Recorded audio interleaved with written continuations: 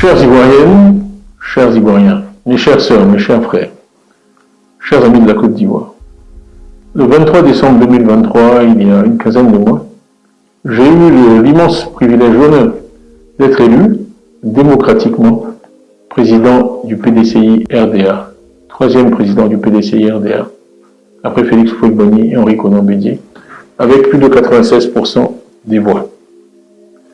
Depuis cette élection, et même avant, je me suis attaché, vous m'avez vu, partout, à travailler sans relâche, à sillonner notre pays.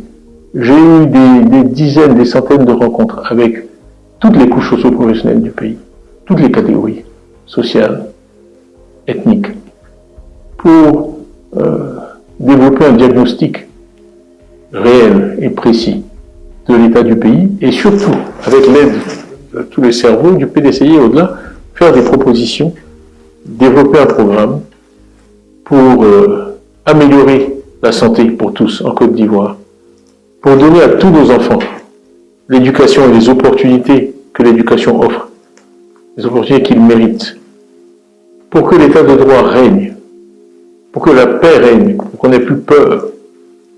J'ai dit tout cela. Et j'ai été très heureux la semaine dernière de voir que les militants du PDCI m'ont récompensé pour le travail que j'ai fait en m'accordant leur suffrage. On a eu 93% de participation, un jour de semaine, ce qui est très significatif. Et surtout, j'ai été désigné comme candidat du PDCI à l'élection présidentielle avec un score de 99,5%, supérieur même aux 96% que j'avais obtenu auparavant. Et je ne vous cacherai pas que vraiment cela m'a fait très plaisir. Par ailleurs, j'ai eu l'honneur aussi d'être désigné par les présidents des partis d'opposition, de 25 partis d'opposition, comprenant Mme Simone Gbagbo, ancienne première dame de Côte d'Ivoire, M. Afine Guessan, ancien Premier ministre, M. Olé Goudé, ancien ministre, et beaucoup d'autres, comme coordonnateur de cette plateforme que nous avons nommée Coalition pour une alternance pacifique en Côte d'Ivoire, ce qui pour nous est très important. Le troisième élément que je veux noter, après ma désignation comme candidat, le leadership de l'opposition à travers la CRPCI, est quelque chose qui vient, en fait, que je viens de découvrir. Nous avions organisé un sondage avec une organisation de renommée mondiale pour connaître l'état de l'opinion aujourd'hui à quelques mois de cette élection présidentielle. Et les résultats sont disponibles depuis cet après-midi, en fait, par coïncidence. Et donc, ils indiquent un certain nombre de choses, mais je vais en enlever deux. La première, c'est la popularité des leaders politiques, qu'on mesure traditionnellement en comparant les opinions favorables et les opinions négatives. J'ai l'honneur de vous dire que je suis en tête de ce sondage, et très largement, avec un solde très positif. Devançant l'ancien président de la République, M. Gbagbo, qui est deuxième dans ce classement. Nous allons diffuser tous ces résultats, vous y aurez accès, parce que nous croyons beaucoup dans la transparence. Mais le deuxième point qui est le plus important, c'est qu'on a demandé aux Ivoiriens, dans un deuxième tour d'élection présidentielle, entre M. Alassane Ouattara et moi-même, pour qui il voterait, et je l'ai emporté par 57% contre 41% pour M. Alassane Ouattara. Donc, plus de 15% d'écart. Donc, quand je dis que les Ivoiriens m'ont vraiment bien rendu l'effort que j'ai fait pendant ces derniers mois, je le dis sans hésitation et sans réserve. Alors, qu'est-ce qui se passe et qui m'amène aujourd'hui devant vous? C'est que j'ai appris qu'une décision de justice, tribunal de première instance, a décidé que je sois radié de la liste électorale, ce qui m'empêche d'être candidat à l'élection présidentielle. En fait, ce qui se passe, c'est que le pouvoir vient simplement d'éliminer, à travers un raisonnement juridique inique et incompréhensible, son rival le plus sérieux, ainsi que les sondages le démontrent. Ce n'est pas normal. Et ce n'est pas l'image que je souhaite que notre pays donne de lui-même. Pendant longtemps, on a essayé de faire croire qu'il y avait des dissensions au PDCI, qu'en fait j'étais contesté, mon leadership était contesté. On a aussi publié mensonge après mensonge, calomnie, attaque sur ma nationalité. Le sondage qui est disponible aujourd'hui, qui a été fait tout récemment, montre que les Ivoiriens n'ont accordé aucun crédit à ces attaques, qui n'ont pas marché. Alors, aujourd'hui, les masques sont tombés. Puisque ces attaques n'ont pas marché, et que malgré tout je fais la course en tête, il fallait tout simplement m'empêcher d'être candidat. Ce sont des militants du parti au pouvoir qui ont démarré ces procédures infondées contre moi.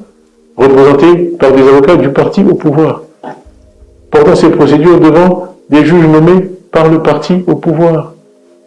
Et donc voilà plutôt la décision à laquelle nous sommes confrontés ce soir. Je trouve que c'est malheureux. Notre pays a connu toutes sortes de difficultés dans des périodes pré- ou post-électorales, et je crains qu'une fois de plus nous soyons au bord d'une crise. Le président Alassane Ouattara effectue son 3e mandat, dont certains contestent la légitimité sur le plan constitutionnel, et certaines sources nous disent qu'il envisagerait même d'en faire un 4e. Je crois que la conjonction de tous ces éléments crée un environnement dangereux, potentiellement dangereux pour notre pays. Et vous savez l'attachement que j'ai pour la paix, le rejet de la violence, la légalité. Cela dit, je n'accepterai pas cette radiation, parce qu'elle est injuste, injustifiée et incompréhensible. Le PDCI n'acceptera pas cette radiation. Et d'ailleurs, je remercie tous ceux qui, depuis cet après-midi, depuis que la nouvelle a été annoncée, m'ont envoyé des messages de soutien. J'ai été inondé de messages de soutien. Vraiment, merci, j'apprécie, ça me fait chaud au cœur. Mais je tiens à vous dire en retour que je suis absolument déterminé à ne pas accepter cette radiation.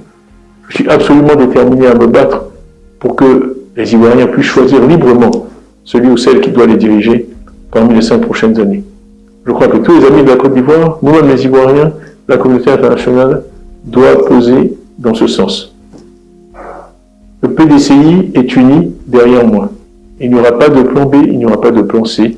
Nous voulons aller à cette élection représentée par le candidat que le PDCI s'est librement choisi, à 99,5% et de façon complètement transparente et démocratique.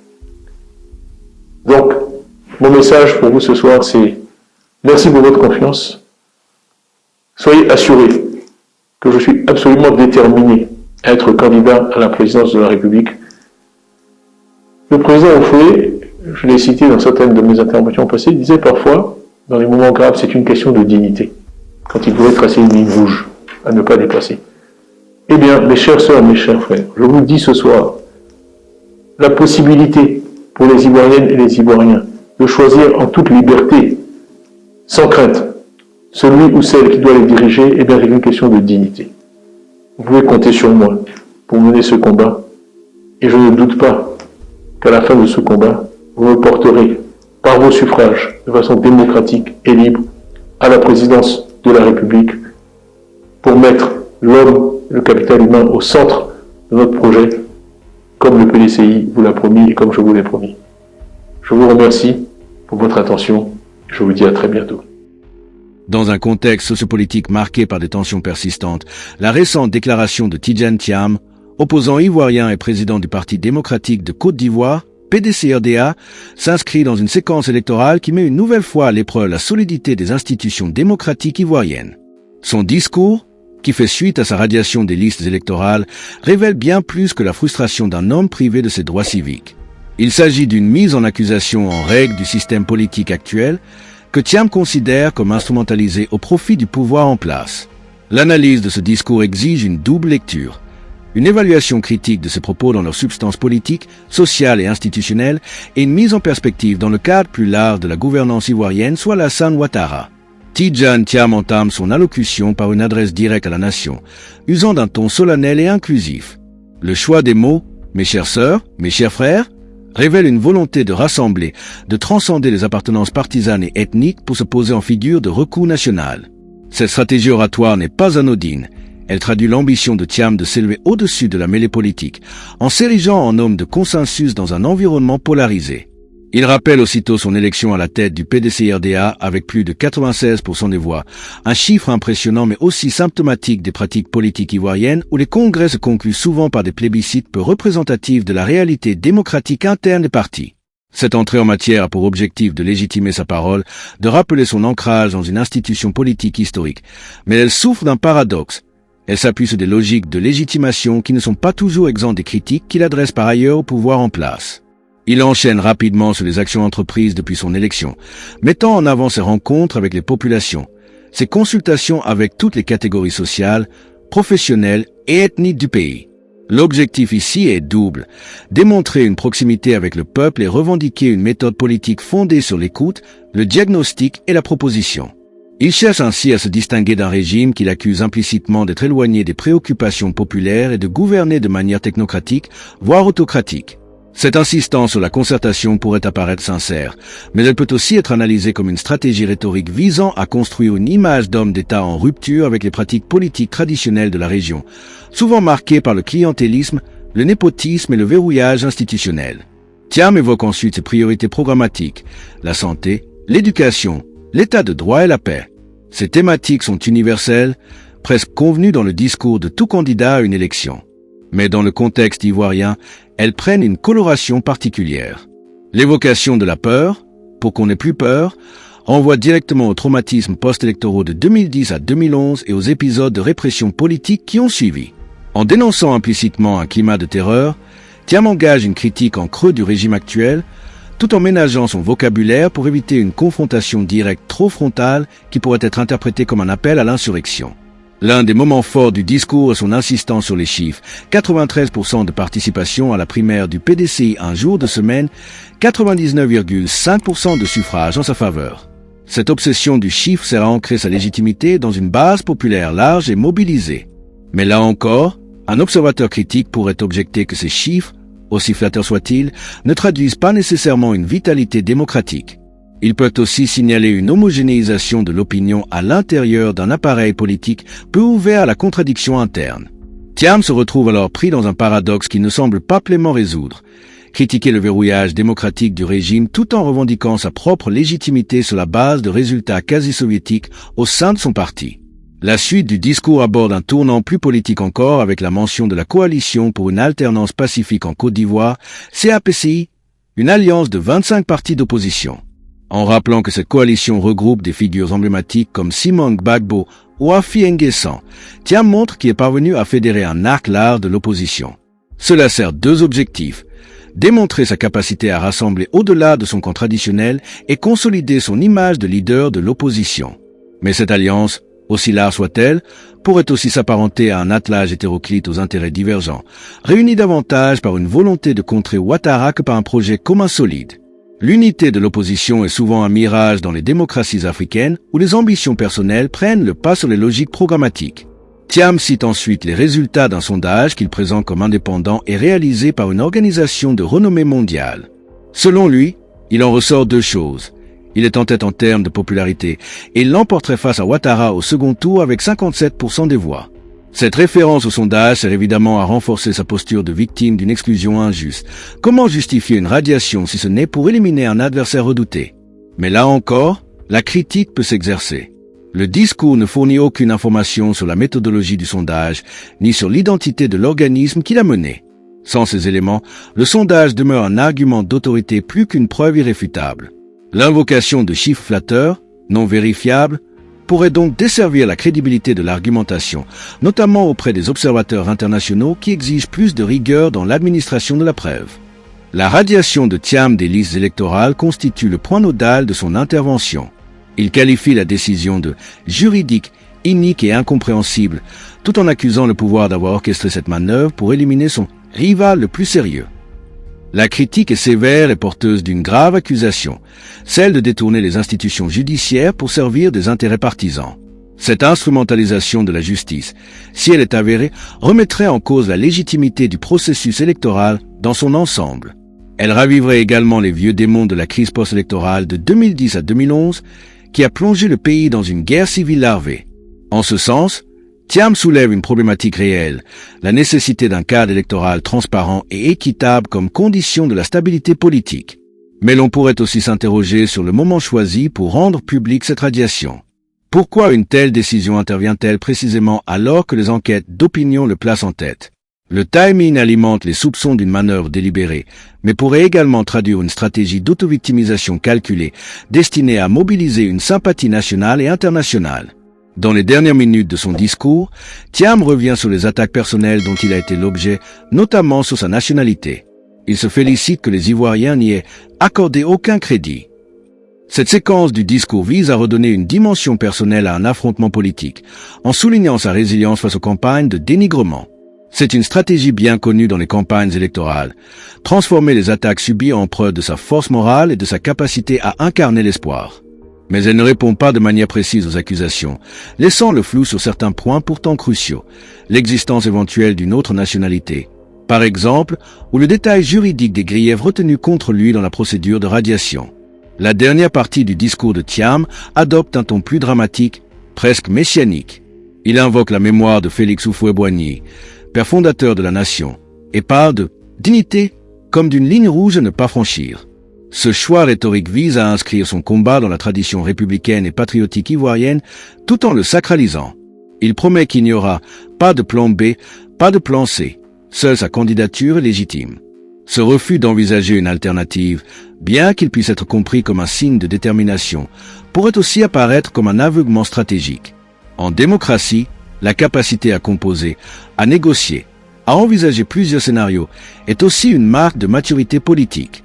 En se montrant inflexible, Thiam prend le risque de transformer un combat pour l'inclusion en un affrontement personnalisé et rigide. Enfin, son appel à la communauté internationale pour qu'elle pèse dans le sens d'un scrutin libre et équitable est à la fois compréhensible et problématique.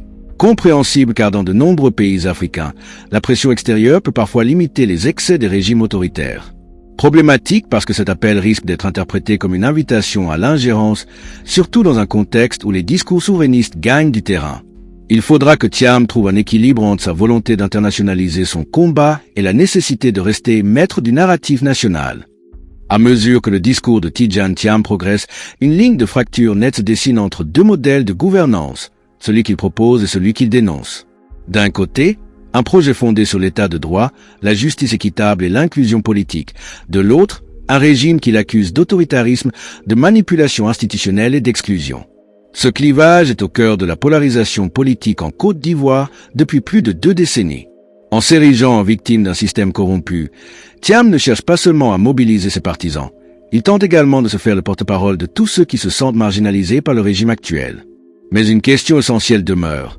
Tidjane Thiam dispose-t-il des leviers politiques, sociaux et symboliques suffisants pour incarner une véritable alternative crédible au pouvoir en place ? Sa carrière internationale, son passage à la tête de grandes institutions financières et sa posture d'homme du monde plaident dans sa faveur auprès d'une frange urbaine et éduquée de la population. Toutefois, cela peut aussi se retourner contre lui. Il est parfois perçu comme un homme éloigné des réalités ivoiriennes, voire comme un produit de l'élite mondialisée déconnectée des besoins concrets du peuple. Ce double statut entre homme providentiel et technocrate cosmopolite constitue l'un de ses plus grands atouts, mais aussi l'un de ses plus grands handicaps. Il faut également noter la manière dont Thiam instrumentalisait les symboles de la mémoire nationale pour asseoir sa légitimité. L'invocation de Félix Houphouët-Boigny n'est pas un simple hommage. C'est une stratégie discursive visant à récupérer l'héritage du père de la nation et à se positionner comme son successeur naturel. Cette référence est habile dans un pays où l'attachement à la figure du premier président reste fort, mais elle peut être perçue comme opportuniste par ceux qui estiment que le PDCI d'aujourd'hui n'a plus grand-chose à voir avec celui d'hier. Il en va de même pour l'allusion au peuple, digne et pacifique. Cette glorification de la vertu populaire, typique des discours d'opposition, tend parfois à idéaliser une réalité sociale beaucoup plus complexe, marquée par des divisions, des frustrations et une grande diversité d'opinions. Un autre point mérite d'être souligné, la place des femmes dans le discours de Thiam. Il commence par les saluer, les inclure et les mentionner régulièrement comme actrices majeures du changement. Cette posture inclusive peut paraître progressiste, mais elle reste très largement symbolique. Le discours ne propose aucune mesure concrète visant à améliorer la condition féminine ou à renforcer la participation des femmes dans les sphères de décision. On assiste donc à une rhétorique de l'égalité sans politique de l'égalité, ce qui peut rapidement apparaître comme un effet d'annonce déconnecté des réalités de terrain. Thiam affirme également que son programme a été élaboré avec les Ivoiriens. Cette formule vise à désamorcer les accusations d'élitisme qui le poursuivent depuis son retour sur la scène politique ivoirienne.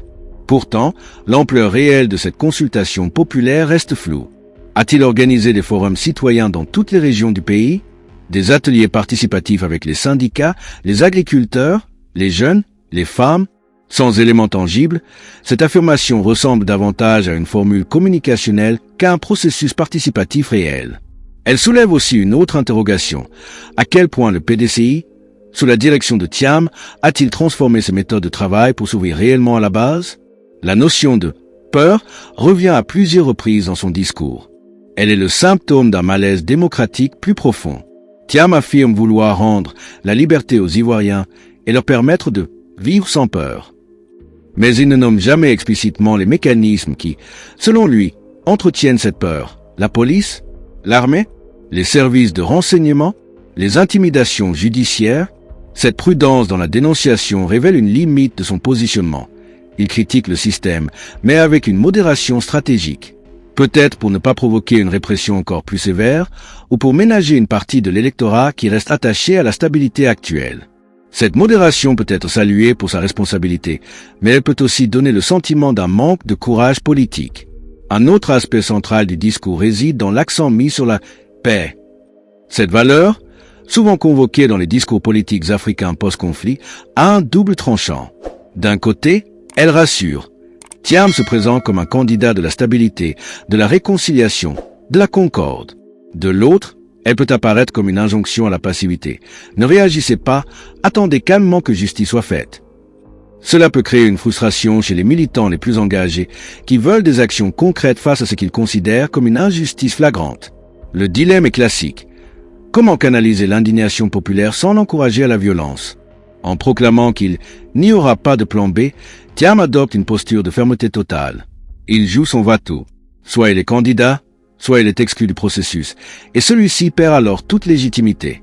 Cette posture peut sembler noble, mais elle est risquée sur le plan politique. Que se passera-t-il si, malgré ses appels, la décision de radiation est maintenue? Thiam risque alors de se retrouver dans une impasse stratégique, avec peu de marge de manœuvre pour redéployer son influence. À l'inverse, cette posture peut aussi galvaniser ses partisans, en créant un effet de dramatisation maximale. Si on l'empêche de se présenter, c'est que le pouvoir a peur. En ce sens, il transforme une faiblesse, son exclusion, en force symbolique. L'appel à la communauté internationale n'est pas nouveau dans le paysage politique ivoirien. Tous les opposants l'ont fait, à commencer par Alassane Ouattara lui-même lorsqu'il était dans l'opposition. Mais cet appel se heurte aujourd'hui à un contexte international différent. Les puissances occidentales sont de plus en plus prudentes, voire désengagées, face aux affaires internes africaines, notamment après les échecs répétés d'interventions politiques ou militaires. De plus, dans un contexte de montée en puissance des discours panafricanistes et souverainistes, ce recours peut être mal perçu par une partie de l'opinion, qui verra une forme de soumission aux anciens maîtres coloniaux. Tidjane Thiam devra donc naviguer avec finesse pour que cet appel ne soit pas contre-productif. Enfin, la tonalité générale du discours est marquée par une tension entre espoir et désillusion, entre foi en la République et constat d'une démocratie en panne. Thiam y apparaît tour à tour comme un visionnaire, un technocrate, un tribun, un rassembleur, mais aussi comme un homme profondément seul face à un système qui cherche à le broyer. Cette solitude est à la fois sa faiblesse et sa force. Elle accentue la dramaturgie de son récit, mais elle peut aussi limiter sa capacité à constituer un front uni et structuré. Dans ce contexte tendu, il convient de s'interroger sur la manière dont les institutions ivoiriennes elles-mêmes sont interpellées par ce discours. Thiam ne remet pas simplement en cause une décision administrative, il conteste la neutralité de l'appareil d'État tout entier. Son attaque contre la CEI, contre la justice, contre les autorités locales vise à démontrer que la compétition électorale n'est plus régulée par des règles impartiales. Cela soulève un enjeu crucial. Dans quelle mesure les institutions ivoiriennes peuvent-elles encore garantir un processus démocratique crédible? Si elles apparaissent comme de simples instruments au service du pouvoir exécutif, alors la confiance des citoyens s'effondre. Et cette crise de confiance nourrit à son tour les discours d'opposition les plus radicaux, voire les appels à la rupture. D'ailleurs, Thiam s'inscrit dans une tradition rhétorique bien connue en Afrique francophone, celle de l'opposant systémique. Comme les figures d'opposition au Togo, au Cameroun, en Guinée ou au Gabon, il dépeint le régime en place comme une machine politique verrouillée, refusant l'alternance, s'accrochant au pouvoir par tous les moyens. Il s'agit donc moins de gagner une élection que d'arracher la démocratie à ceux qui la confisquent.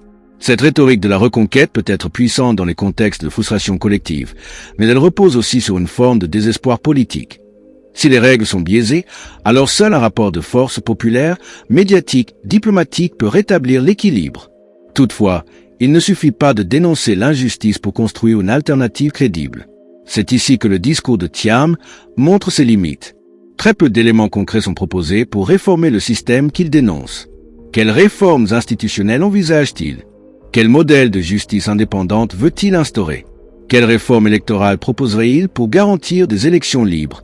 Sans réponse claire à ces questions, le discours risque de rester dans l'émotionnel, l'indignation et la victimisation, sans ouvrir de perspectives politiques structurantes. Sur le plan linguistique, le discours est soigneusement calibré. Le registre solennel, parfois lyrique, ponctué de formules mobilisatrices. La vérité triomphera, le peuple est avec nous, nous ne reculerons pas. Cette forme rhétorique vise à susciter l'adhésion affective du public, à créer une dynamique émotionnelle collective. Mais cette efficacité émotionnelle ne doit pas masquer une certaine répétitivité du message. La dénonciation du régime revient en boucle, comme si Thiam cherchait moins à convaincre qu'à marquer les esprits. Ce choix stratégique est compréhensible dans un moment de crise, mais il pourrait lasser une partie de l'électorat plus exigeant sur les propositions. La mise en scène du discours mérite également une analyse.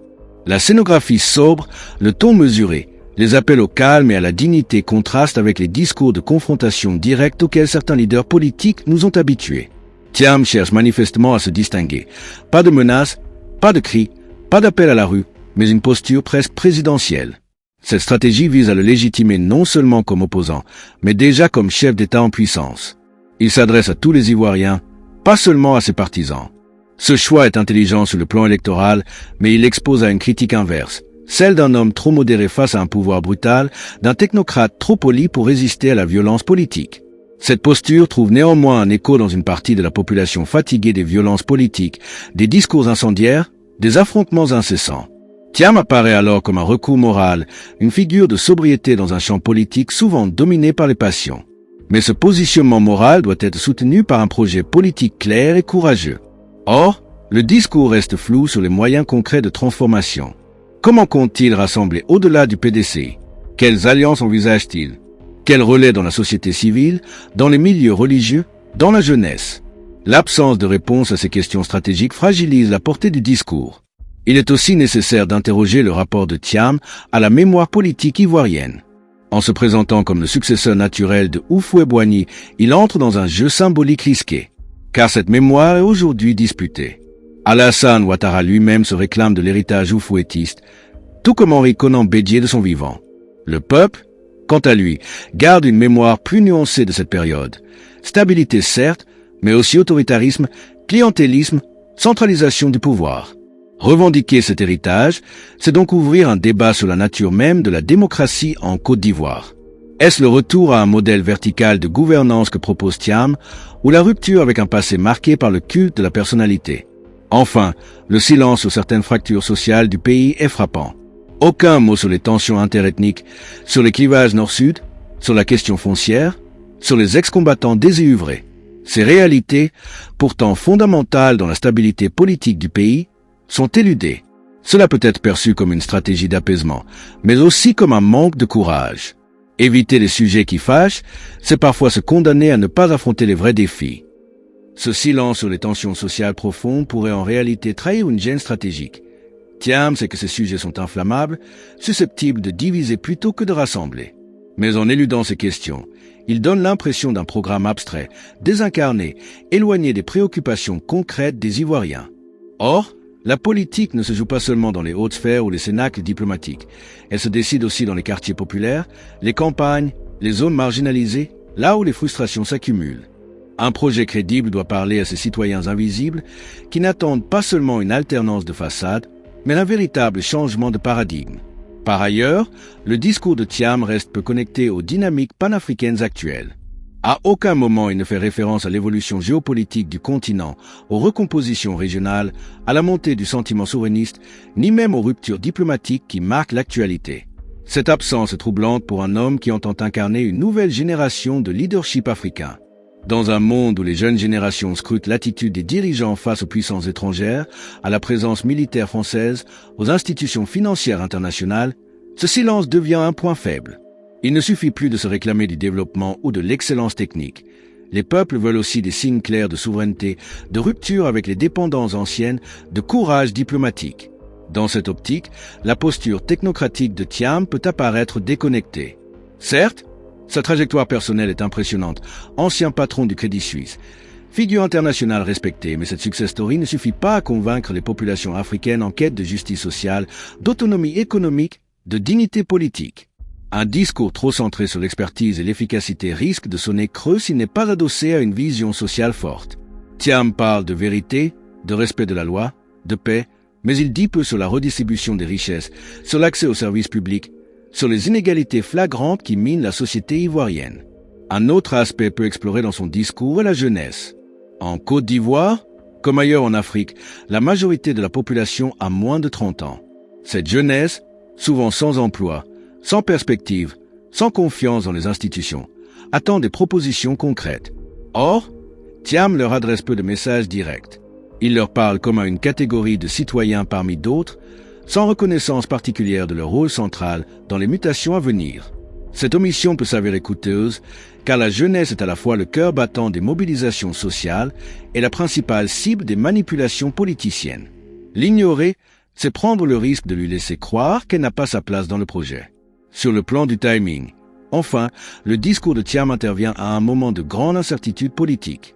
La succession d'Alassane Ouattara reste floue, les alliances politiques sont instables, les fractures au sein du RHDP affleurent, tandis que l'opposition peine à se réorganiser autour d'un projet commun.